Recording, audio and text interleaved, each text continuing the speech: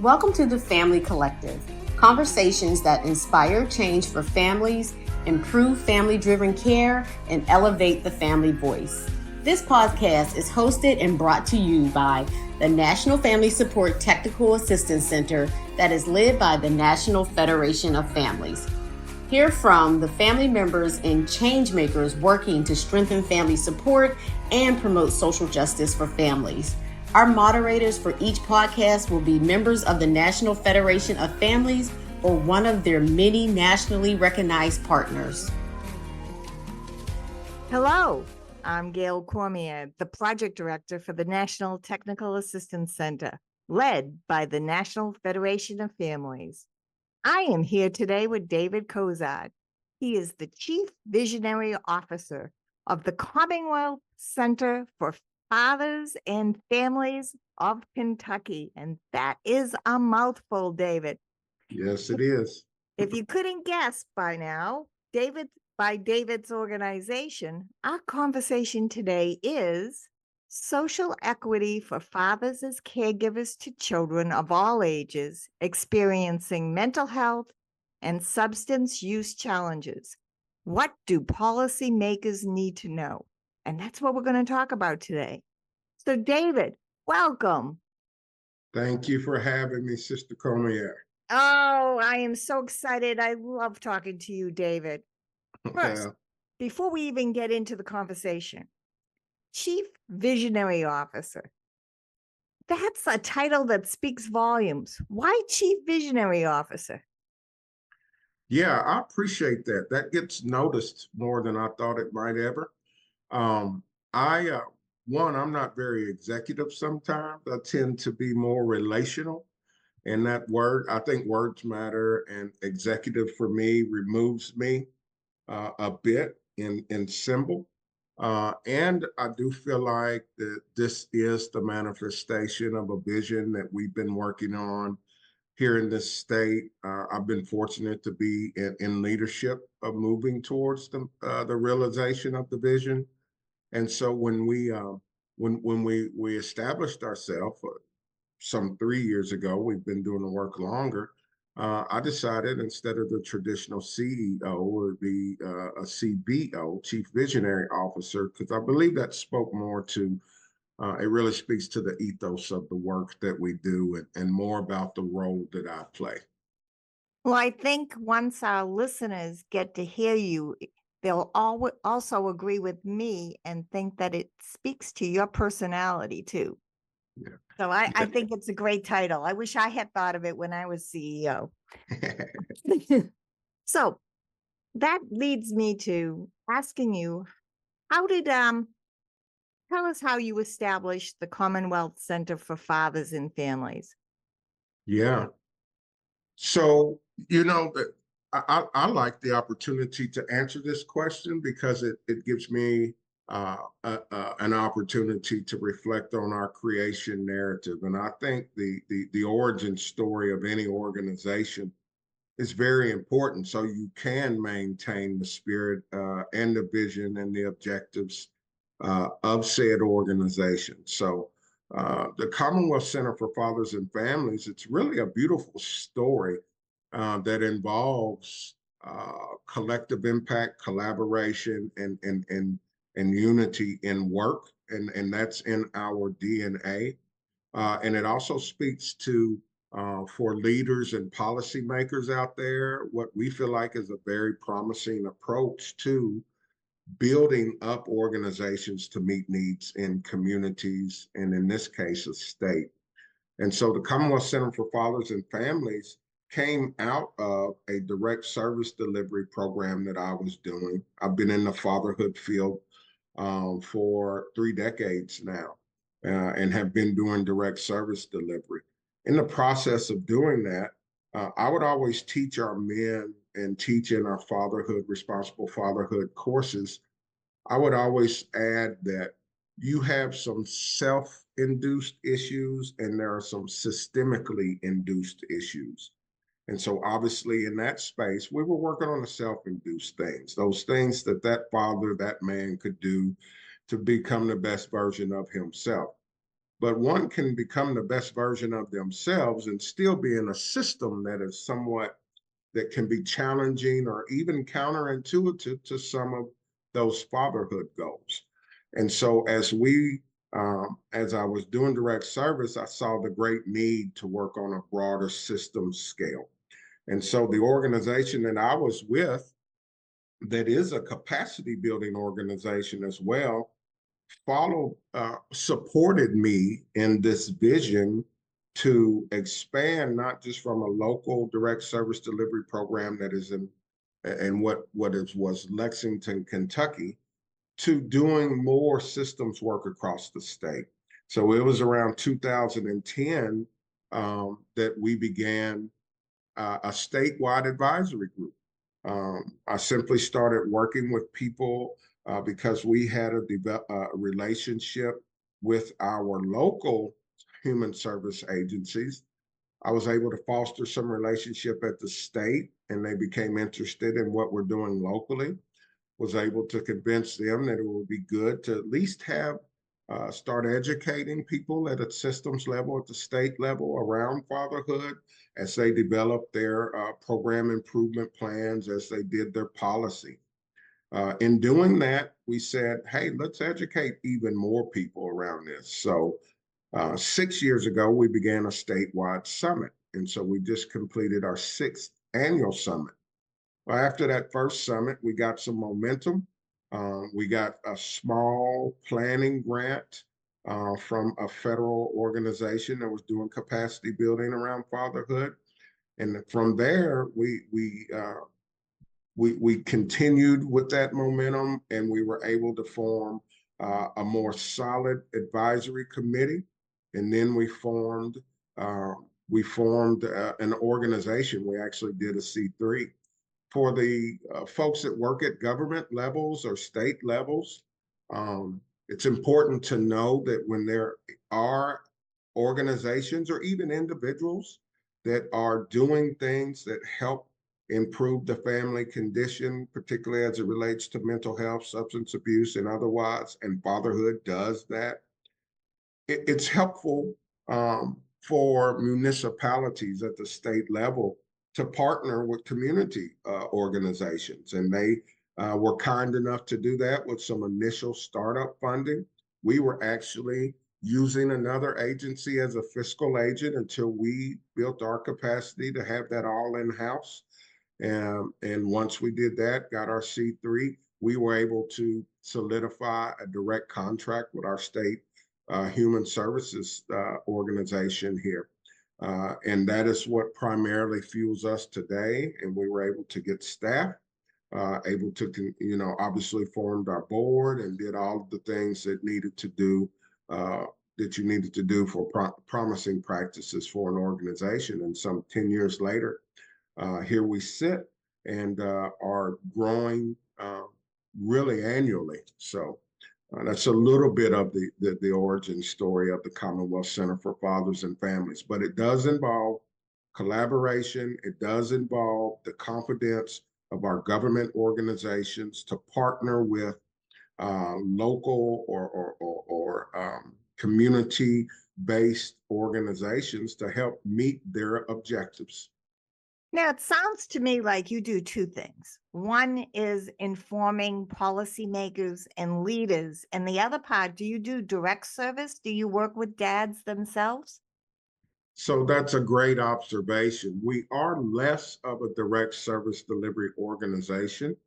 For instance, you're not going to see our doors swinging with fathers and children and families every day. So our base, what we call the pillars of our work are, yes, you noted, awareness. So we do public awareness and professional development. Many people still do not realize the social determinants, the mitigating factor of negative life outcomes that fatherhood is. And so there's a need to let people know that fathers in the equation are helpful for children, they're helpful for mothers, they're helpful for the community. And so that public awareness and professional development is huge. We train child care facilities and workers. We train frontline social workers. We train leadership in social work. We train leaders in the healthcare industry.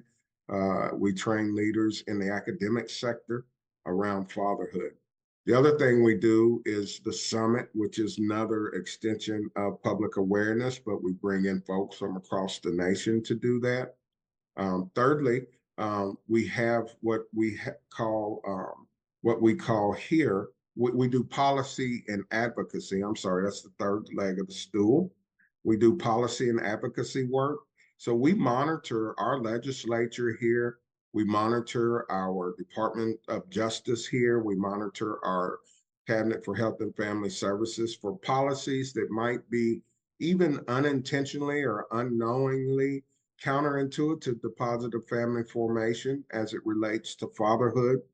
For instance, legislation that says that if you're behind on child support, you can't get food stamps, a non-custodial parent. Well, that means if we're seeking for that child to bond with all its family on those weekends or every other weekend when a child is visiting with dad, they got to eat there as well, right? And dad might need that assistance. And so those sorts of policy and advocacy things we monitor. The last two things are the closest thing to direct service delivery we do. We distribute many grants across the state to help build the capacity for folks to do fatherhood engagement and infuse fatherhood, responsible fatherhood in their work plans. And so those many grants allow that. And then our last program is what we call the KY Dad Academy. That is a 10-session, 6-week training intensive, somewhat of a fellowship that we take 15 to 20 fathers per cohort. We do 2 cohorts per year, but we take 15 to 20 fathers per cohort and teach them professional and personal development skills so that they can be the best father, the best spouse, the best community member as well. And we also infuse in their civic engagement. The idea being, Sister Gail, that we would bring together these mini grants in regions and these fatherhood ambassadors in regions, and they could form dyads that could be the foundation for full service delivery systems as we continue to build their capacity. So that's the work we do. So you are spot on in that we have a couple of facets to what we do, and a portion of which is that direct service delivery. Yeah, it's the 4 legs of the stools. We've heard Yeah. that all the time in our field. Mhm. A little bit more about the summit. Who goes to the summit? Yeah, so we did that in October of 2024. We do it in October each year. We had some over 300 registered for that. Who comes to that? We seek to bring policymakers and leaders to educate them on emerging and promising practices in fatherhood. This year, because fatherhood is so interrelated with substance use disorder, we had an entire track or training on parenting in recovery, and train folks to facilitate a curriculum in the recovery centers across Kentucky that are father-centric. We had the creator of that curriculum, Dr. Raymond Levy from Massachusetts General Hospitals, where he's doing work now, and he comes out of Harvard, to train on that curriculum, to run some demonstrations on how fatherhood could help increase recovery capital. And so lots of people in the recovery realm were there this year. We obviously want fathers there. We have sessions that help fathers to gain information on their, particularly this year, on their emotional intelligence for fathers. We had a gentleman, Jason Wilson, who wrote the book Cry Like a Man and Battle Cry, to talk to our fathers about dealing with their emotions in a healthy and appropriate way. So it's cross sector and across the population who attends, because we believe fatherhood is everyone's business. So we were very satisfied with this year. Yeah, and there's something that you taught me before, and I've heard you speak a couple of times. And the opportunity to hear you speak, you always mention this, and it was like a light bulb moment for me. It was so potent that you had said that we as a field can't just celebrate the father in June and forget about him for the next 11 months. We Yeah. have to incorporate them into the work plans. Can you talk a little bit more about that? Yeah, well, I appreciate that. It's a little scary that people listen to what I say. Oh, I do. Well, um, so I feel like, well, what we know. Let's talk about what we know about fatherhood, and it's probably easier to talk about what elements and what determinants are not associated with fatherhood than it is to list the things that are, because quite frankly, when it impacts educational outcomes, when it impacts maternal health and prenatal care and postnatal conditions, when it impacts alcoholism or substance use, when it impacts teen pregnancy. Um, there's no sector that should not be thinking about fatherhood as it makes its strategic plan and when it's making creating its objectives for its work. And so I believe that it's not just a once a year thing. And it's not only a year round thing, but it's a thing for every sector and every organization to consider. And so I ask people when they're doing their planning, I ask them to ask the question, what about the father? What about the father? Where's the father in your planning and in your structure? Because it can buttress and complement any work, even those folks working with mothers Mhm. primarily. And so we want to get in OBGYNs. And someone will say, what are fathers? Why do OBGYNs need to appeal to fathers? This is really important, I think, that we recognize that we put dads in the work plan. And for me, David, when I've heard you say this all the time, it's just really important because we as a field forget about dads a lot. You know, we're made up, the mental health and substance use field, although growing and becoming more equal in proportion to males and females in the field, we always forget about the dads. And I have been guilty of that myself. So I'm really glad that you remind me every time I see you. So I Yeah, appreciate that. we've all been guilty of it. We've come to call that in the office around here in spaces that I'm in. I've come to call that the conundrum of the epiphany, right? Because I see light bulbs going off, and in me and having done the work, I'm like, surely everybody knows this. And it's not casting an aspersion at everybody, but I'm thinking I don't want to be saying things that people already know. But without fail, when I'm in rooms with lay people, leaders, fathers, legislature, after we're done sharing, there would have been several light bulbs. And I'm saying to myself, duh, don't we know this? As if it's a problem. But it's actually a beautiful thing that people are coming to realize it. So that's why I call it the conundrum of that epiphany, right? But I really appreciate when people grasp that, and you all have done a great job in the networks that you're in, Gail, and infusing this. So I appreciate you all so very much. Well, we certainly appreciate you. And it really talks about how important this is to our society in general. So what have you seen? How has this helped? How is your organization or the infusion of fathers in everything? How has it improved? Have you seen any improvements? You know what we have? For one, when I come around, they say, oh, okay, here comes that fatherhood guy. And, I hope that's with endearment. And I'm not the only one doing the work in the nation by far, and I'm not the first one by far. In fact, I stand on the shoulders of some stalwarts that have done the work over probably 5 decades. This work's been going on. But that we have seen growth. I feel like, particularly here in the Commonwealth, I'll speak from what I know best, here in the Commonwealth of Kentucky, you're now seeing it in the plans for our Cabinet for Health and Family Services initially, not having to be an augmentation. That's been an issue. And you know, as I'm speaking, as leaders hear this, fatherhood is robust enough that it should not just be a garnish on the plate, right? It should not just be, you know, a side dish. It's meat and it's gravy, right? And so it's not just a supplement, but it's a primary issue. And so I'm seeing it now in plans. I'm seeing other people mentioning it, which is really good. And you've mentioned a couple of times that this field, service fields, are often primarily women.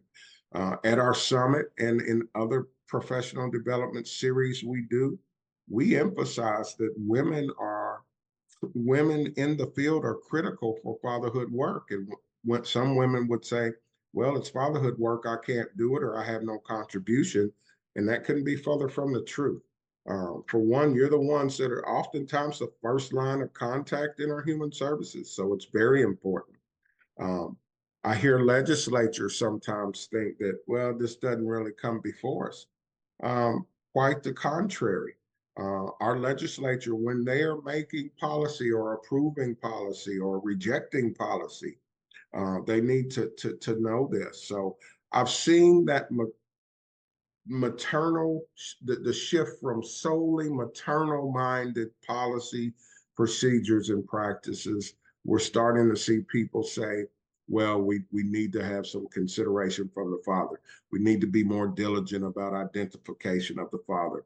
We need to be more diligent. We need to be more aware of if our physical space, the aesthetics, are something that would where fathers would see themselves or see things that relate to them. So I feel like here in the Commonwealth, we're getting some traction. We're not speeding down the road, but we're getting traction.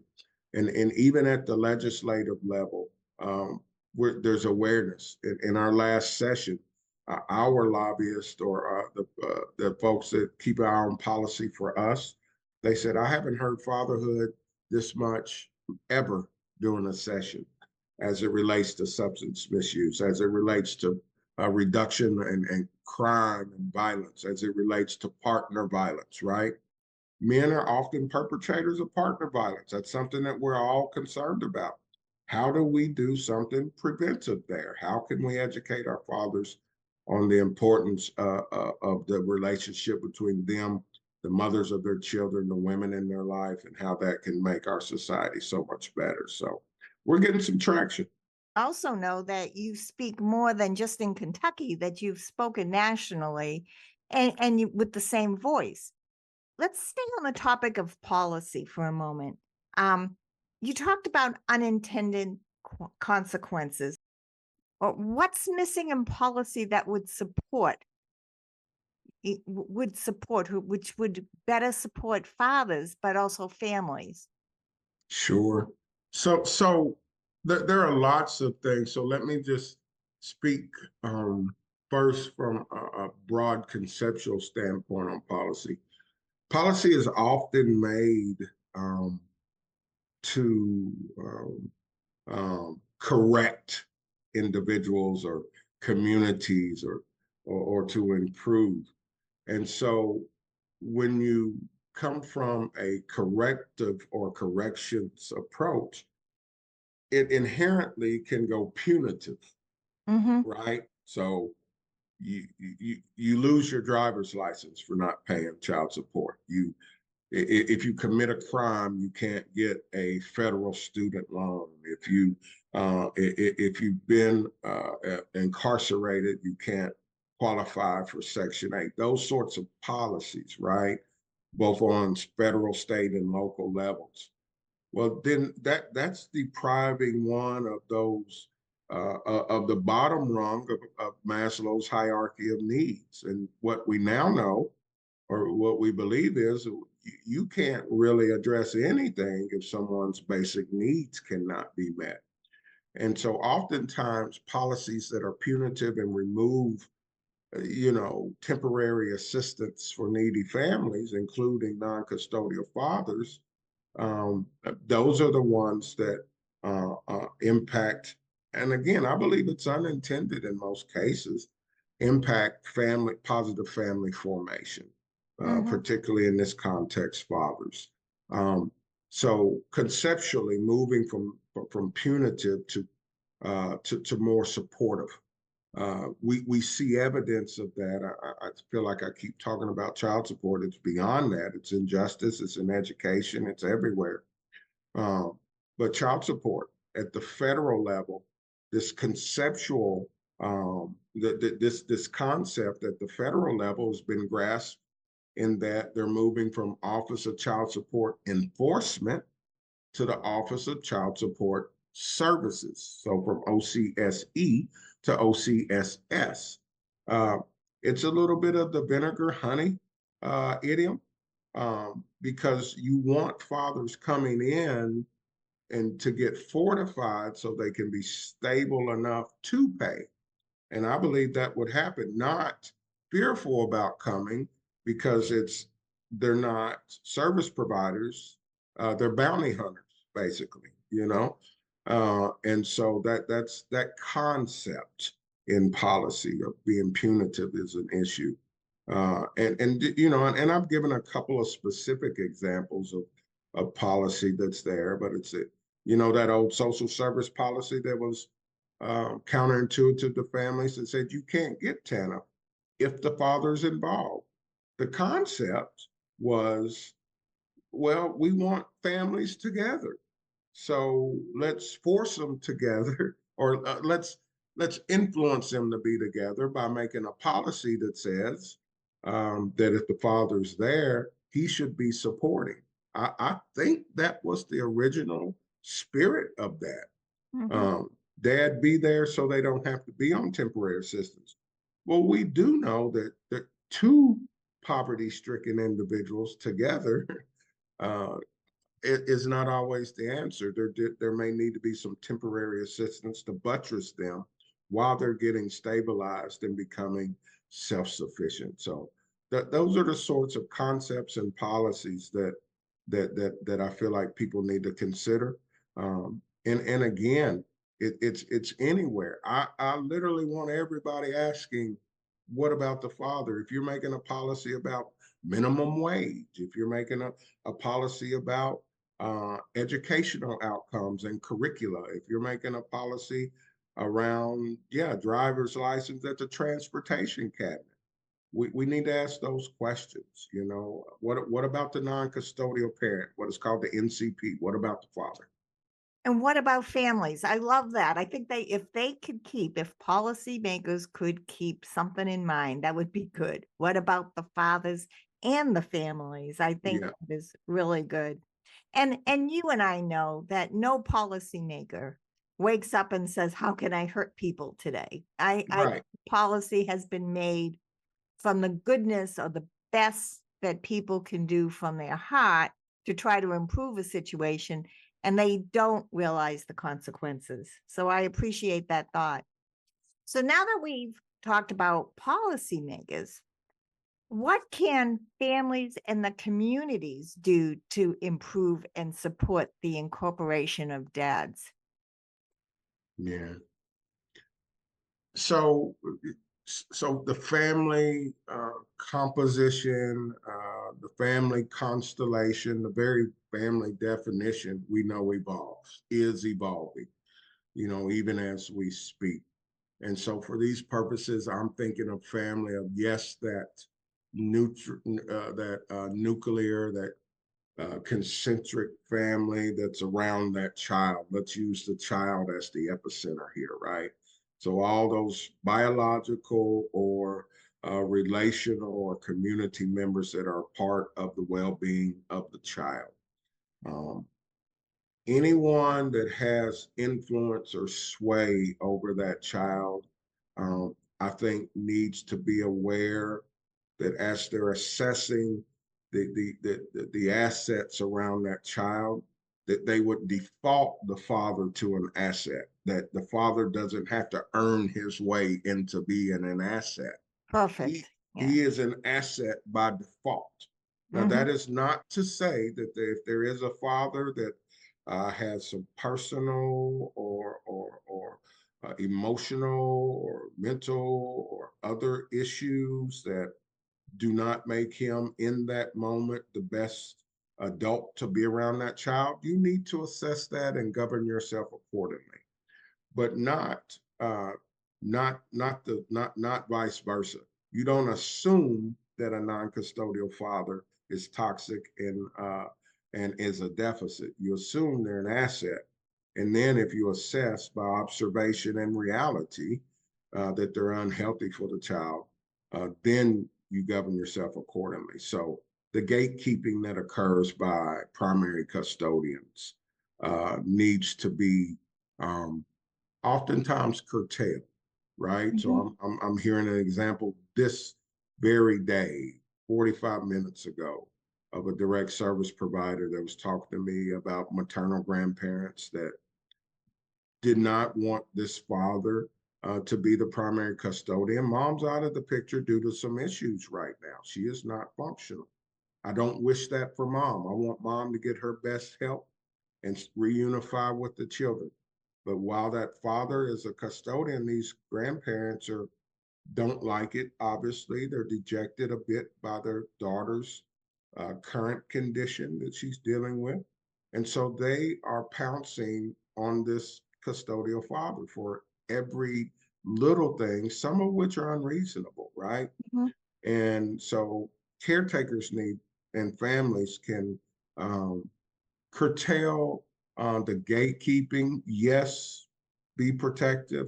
Yes, give that child the resources it needs. Yes, monitor the adults around, but don't gatekeep the dad out. Don't lock the dad out just because of trivial or nominal subjective issues that you may have with them. So I think families can be very supportive in that way. So basically, what you're saying is that people in the industry have to start looking at dads for their strengths and assume the strengths and then figure out how to support those strengths. So, Absolutely. yeah. Yeah. Give the dad, take an asset-based approach with the dads, a human-centered service delivery approach like we all know is best. Do that with the father like we would like we often do with the moms, even though they may have some challenges. Well, and if we look at the family as a whole, we should be assessing the family as a whole and what their strengths are. That includes the mother, the father, and the children. So, absolutely, David. So, before we wrap up here, I have our last question, and we ask this to everybody.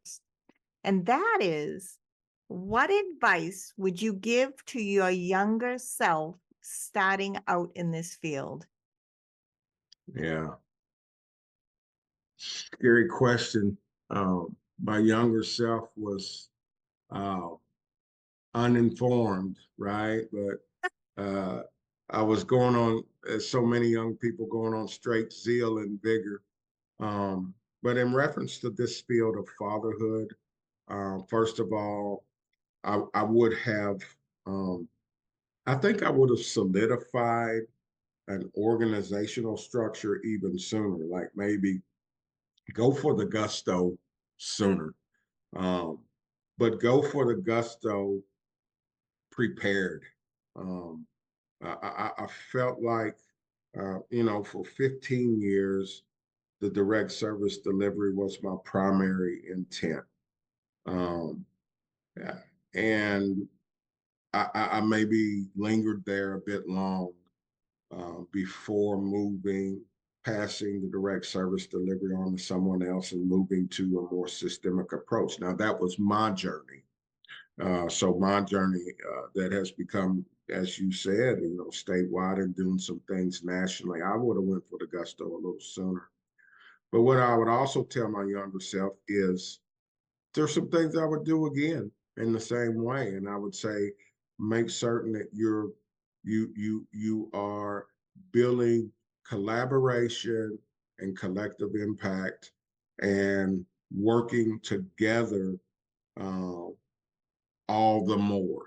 I've always had that as part of the work, but I would have had it even more so, top of mind, right?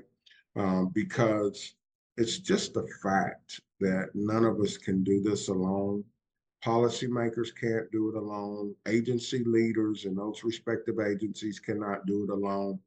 And this mixture from grassroots all the way up to the highest offices of legislative power and policymakers, it takes everything along that continuum.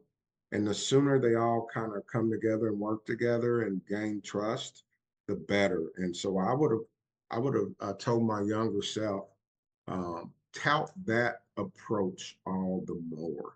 Mhm. When I was younger, but I did it, but I think we could have accentuated it.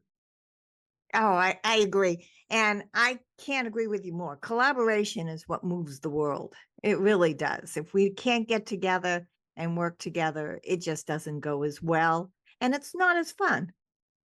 Full collaboration, Gail. I mean, there's pseudo collaboration and That quasi is true. collaboration. We have lots of meetings where everybody's there, but I can tell you when it's authentic collaboration, and that's when there's money in the trough, Yeah. right? Yeah. That's a great divider but our system is set up that way. And that's another thing with policymakers, I would tell them, put out resources that part of the NOFA, the RFP, the request for funding, is for those agencies to show authentic, um, formal collaborations with other people, right?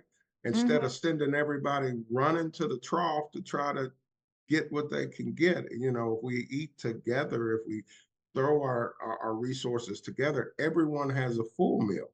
If we just eat what we have only what we have, right? Oh, absolutely. You're speaking system of care. Put your Yeah, at the table. Everybody puts something in. yeah, yeah, yeah, Absolutely. yeah. And philanthropists as well.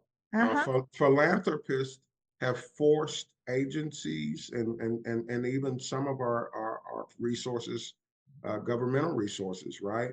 They force agencies and they fund agencies that tell the best, worst story about the Right. population they're seeking to serve.